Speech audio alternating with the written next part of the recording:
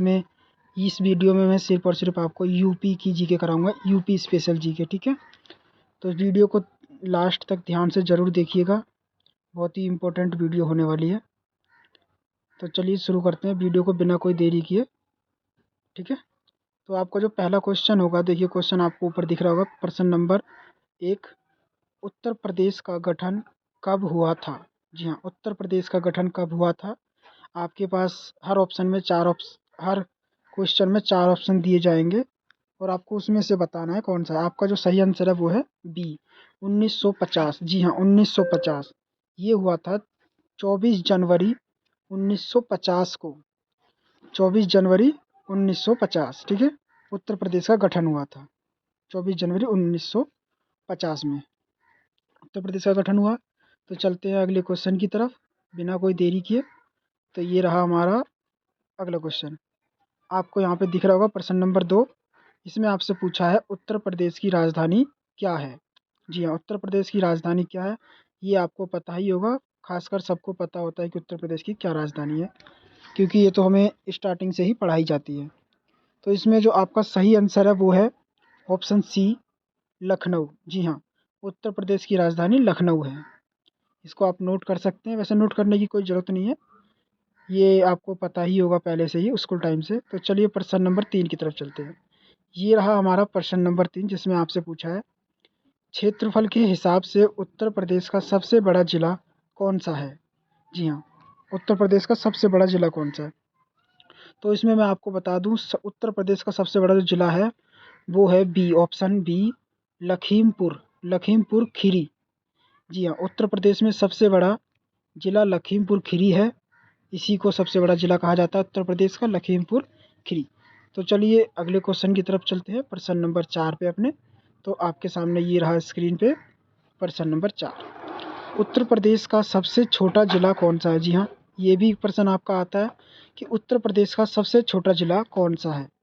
तो इसमें मैं आपको बता दूं, उत्तर प्रदेश का सबसे छोटा जिला जो है वो है ऑप्शन सी, गौतम बुद्ध नगर। जी हाँ, गौतम बुद्ध नगर आपका सबसे छोटा जिला है उत्तर प्रदेश का।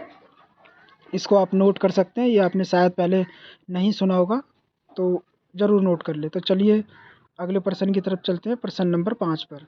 तो ये रहा हमारा प्रश्न नंबर 5, उत्तर प्रदेश में कुल कितने ज़िले हैं? जी हाँ, उत्तर प्रदेश में टोटल कितने डिस्ट्रिक्ट्स हैं, कितने ज़िले हैं टोटल, ठीक है। तो मैं आपको बता दूं, उत्तर प्रदेश में टोटल ज़िला जो हैं वो हैं 75, जिसमें आपका सही ऑप्शन जो होगा वो होगा सी। जी हाँ, सी, 75, 75 ज़िले हैं उत्तर प्रदेश के अंदर। टोटल 75 ज़िले उत्तर प्रदेश के अंदर हैं, ये चीज़ भी आप नोट कर ले, बहुत ही इंपॉर्टेंट क्वेश्चन है, ठीक है। तो चलिए अगले क्वेश्चन की तरफ चलते हैं बिना कोई देरी किए। तो ये रहा हमारा प्रश्न नंबर 6, ताजमहल उत्तर प्रदेश के किस शहर में स्थित है? ये तो आपको पता ही होगा कि ताजमहल कहाँ है, क्योंकि ताजमहल बहुत प्रसिद्ध है। तो मैं आपको सीधे सीधे बता ही देता हूँ कि ताजमहल किस शहर में स्थित है। तो देखिए ताजमहल जो है वो है ऑप्शन सी, आगरा में। आगरा में ताजमहल स्थित है, आगरा में ही ताजमहल बना हुआ है, ठीक है। तो चलते हैं अगले प्रश्न की तरफ, प्रश्न नंबर 7 पे हम पहुँचेंगे। तो ये रहा हमारा प्रश्न नंबर 7 स्क्रीन पर आते हुए। देखिए प्रश्न नंबर 7 ये रहा, प्रयागराज का पुराना नाम क्या था? जी हाँ, प्रयागराज का पुराना नाम आपको बताना है। आपके पास 4 ऑप्शन हैं, 4 ऑप्शन में से इसका जो सही जवाब है वो है ऑप्शन बी, इलाहाबाद। प्रयागराज को पहले इलाहाबाद के नाम से जाना जाता था, इलाहाबाद प्रयागराज का पुराना नाम है, ठीक है। तो इस क्वेश्चन को भी नोट कर लीजिए, वेरी इंपॉर्टेंट क्वेश्चन है ये, ज़रूर नोट करें, ठीक है। इलाहाबाद, प्रयागराज का पुराना नाम इलाहाबाद था, ठीक है, इलाहाबाद पहले था, अब प्रयागराज है। तो चलिए अगले क्वेश्चन की तरफ चलते हैं, प्रश्न नंबर 8। ये रहा हमारा प्रश्न नंबर 8, वाराणसी किस नदी के किनारे बसा है? जी हाँ, वाराणसी किस नदी के किनारे बसा है? तो इसमें देखिए मैं आपको सही जवाब बता दूं, जो वाराणसी जो है वो बसा है गंगा नदी के किनारे। जी हाँ, ऑप्शन बी गंगा नदी, सॉरी ऑप्शन सी गंगा नदी, गंगा नदी के किनारे वाराणसी बसा है। ये क्वेश्चन भी आप, इस आंसर को भी आप नोट कर लीजिएगा, बहुत इंपॉर्टेंट आंसर है।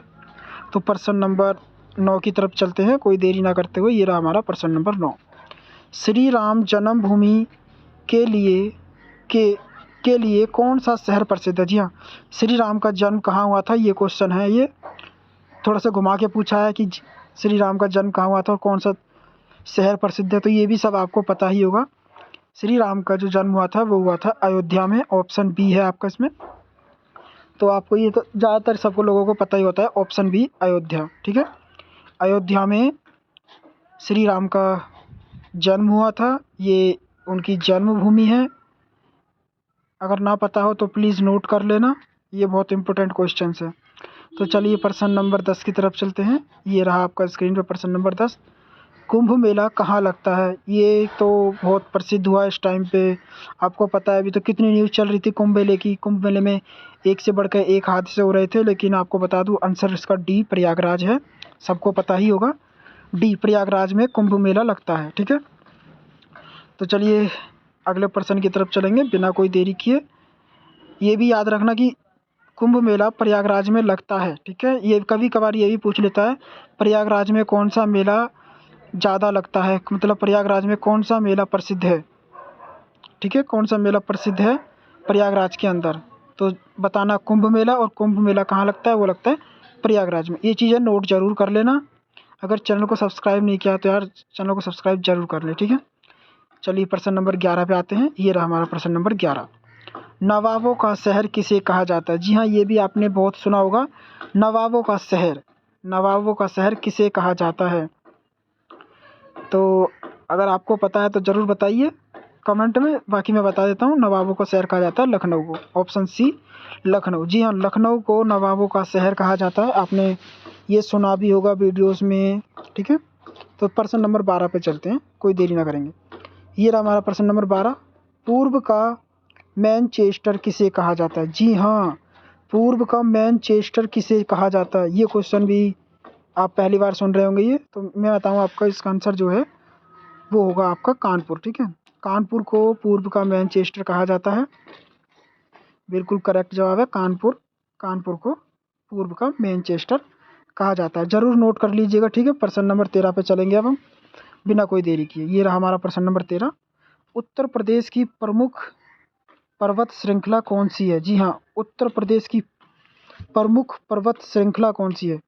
जी हाँ, ये आपसे पूछा गया है।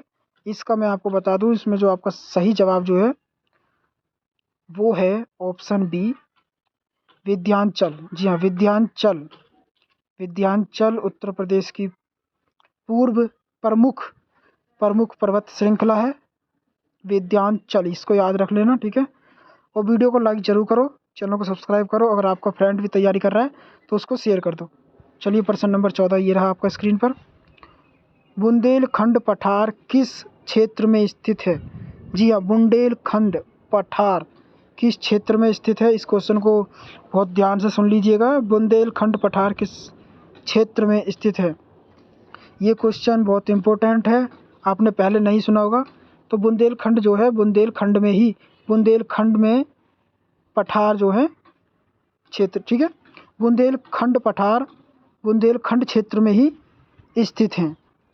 इस चीज़ को ज़रूर नोट कर लीजिएगा, वेरी इंपॉर्टेंट क्वेश्चन है, मार्क करके रखिएगा। ठीक है, चलिए प्रश्न नंबर 15 की तरफ चलते हैं। ये रहा आपका प्रश्न नंबर 15।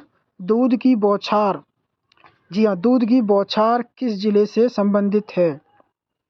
दूध की बौछार किस जिले से संबंधित है? देखिए, इसका जो आपका सही जवाब होगा मैं आपको सीधे सीधे बता देता हूँ। अगर आपको नहीं भी पता है ना तो प्लीज़ प्लीज़ प्लीज़ नोट ज़रूर करना। इसका आंसर है अलीगढ़। जी हाँ, अलीगढ़। अलीगढ़ को ही दूध की बौछार के नाम से जाना जाता है ज़िले को। ठीक है, इसमें बहुत ज़्यादा दूध की बौछार से जाना था। ठीक है, तो चलो कोई देरी ना करते हुए अगले प्रश्न पर चलते हैं। प्रश्न नंबर 16 पर हम चलेंगे बिना कोई देरी की। ये रहा आपका प्रश्न नंबर 16 स्क्रीन पे। रानी लक्ष्मीबाई का किला कहाँ स्थित है? जी हाँ, रानी लक्ष्मीबाई का किला कहाँ स्थित है ये भी आपको बताना है। रानी लक्ष्मीबाई का जो किला है मैं आपको बता दूं कहाँ स्थित है। रानी लक्ष्मीबाई का किला जो है झांसी में स्थित है। ऑप्शन सी आपका बिल्कुल सही जवाब होगा। ऑप्शन सी, रानी लक्ष्मीबाई का किला झांसी में स्थित है। चलो प्रश्न नंबर 17 की तरफ चलते हैं। तो ये रहा आपका स्क्रीन पे प्रश्न नंबर 17। उत्तर प्रदेश की राज्य भाषा कौन सी है? ये तो सभी को पता है, राज्य भाषा उत्तर प्रदेश की कौन सी है। उत्तर प्रदेश में सबसे ज़्यादा बोले जाने वाली भाषा जो है वो हिंदी ही है। ठीक है, ऑप्शन बी हिंदी। हिंदी उत्तर प्रदेश की राज्य भाषा है, सबसे ज़्यादा यूज़ की जाती है हिंदी। हिंदी ही बोलते हैं पूरे उत्तर प्रदेश में, हिंदी लैंग्वेज प्रसिद्ध लैंग्वेज है। ठीक है, प्रश्न नंबर 18 की तरफ चलते हैं बिना कोई देरी किए। ठीक है, ये रहा प्रश्न नंबर 18। गोमती नदी कहाँ से निकलती है? जी हाँ, गोमती नदी कहाँ से निकलती है? ये भी क्वेश्चन आपने सुना होगा, लेकिन मैं आपको बता दूं इसका जवाब जो है वो है पीलीभीत। गोमती नदी हमेशा पीलीभीत से निकलती है। ठीक है, ऑप्शन ए पीलीभीत। गोमती नदी पीलीभीत से निकलकर होती हुई जाती। ठीक है, पीलीभीत से गोमती नदी निकलती है। इस आंसर को नोट कर लें, वेरी इंपॉर्टेंट है, नहीं तो फिर आपको याद नहीं रहता है। ठीक है, याद कर लीजिएगा। तो प्रश्न नंबर 19 पे चलते हैं। ये रहा हमारा प्रश्न नंबर 19 स्क्रीन पर। संत कबीर नगर का संबंध किस महापुरुष से है? जी हाँ, संत कबीर नगर का संबंध किस महापुरुष से है? ये क्वेश्चन भी बहुत इंपॉर्टेंट है। इस क्वेश्चन का जवाब आप कमेंट में जरूर दीजिएगा, लेकिन मैं फिर भी आपको बताऊंगा। इसका आंसर है सी कबीर दास। जी हाँ, कबीर दास से संत कबीर नगर का संबंध है। ये एक महापुरुष है कबीर दास। ठीक है, आपने इनके बारे में बहुत पढ़ा होगा उस स्कूल में। तो चलिए प्रश्न नंबर 20 की तरफ चलते हैं कोई देरी ना करते हुए। तो ये रहा हमारा प्रश्न नंबर 20।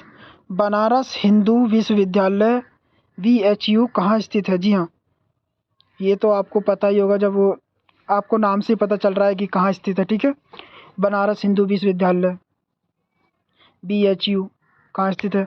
तो आपके पास 4 ऑप्शन है, इनमें सही ऑप्शन आपको पता ही है। सही ऑप्शन इसका है वाराणसी।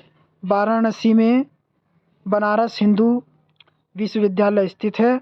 अगर आपने अभी तक चैनल को सब्सक्राइब नहीं किया तो प्लीज़ दोस्तों चैनल को सब्सक्राइब करके अपने दोस्तों को वीडियो शेयर कर दीजिए। आज की वीडियो में इतने ही क्वेश्चन थे। और हाँ, एक बात और कहना चाहूँगा, तो चलिए हम आगे बढ़ते हैं फिर। ये हमारा आपको ऑप्शन सी दिख गया है, वाराणसी इसका सही जवाब है, ऑप्शन सी। ठीक है, नोट कर लीजिए, वाराणसी। वाराणसी BHU वाराणसी में स्थित है। ठीक है, अगर वीडियो अच्छी लगी हो तो प्लीज़ लाइक सब्सक्राइब जरूर करना, और कमेंट में अपना स्कोर बता देना कि आपका स्कोर कितना रहा। कल फिर मिलेंगे नए MCQs के वीडियो के साथ। अगर आपको कोई और वीडियोस चाहिए किसी और टॉपिक पे तो प्लीज़ कमेंट में करना, कमेंट में ज़रूर लिख देना, मैं आपके लिए वीडियो बनाऊंगा। ठीक है, मिलेंगे अगली वीडियो में, तब तक के लिए बाय।